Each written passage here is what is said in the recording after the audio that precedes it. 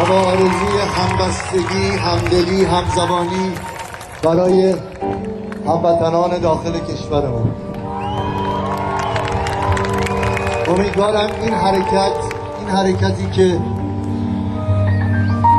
با زبان انسان و انسانیت، با زبان حقوق بشری آغاز شده و الان در سرتاسر دنیا هموطنانمون با شهروندان دیگر کشورها همراه هستند، ما هم دور از بعد از 30 سال تجربه بیاموزیم، بخواهیم از همدیگه بخواهیم به عقاید هم احترام بذاریم، ولی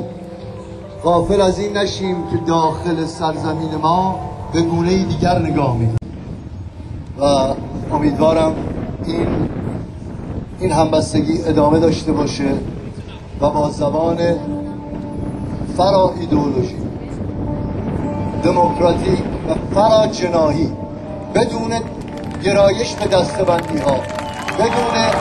وابستگی به گروه سیاسی،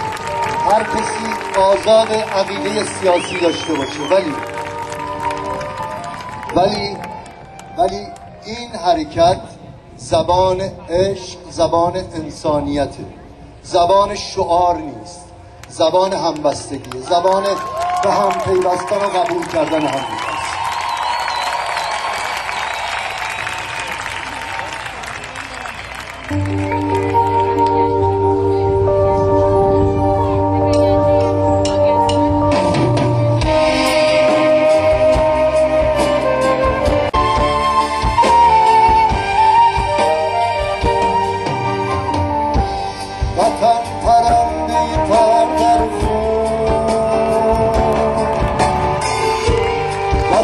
شکفته گل در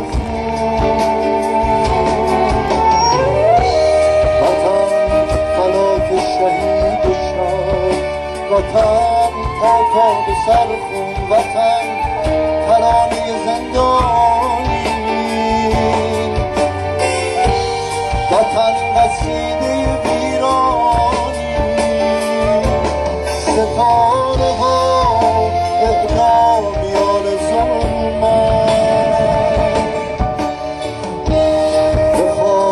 اگرچه میریزم سر دوباره من میخیزم،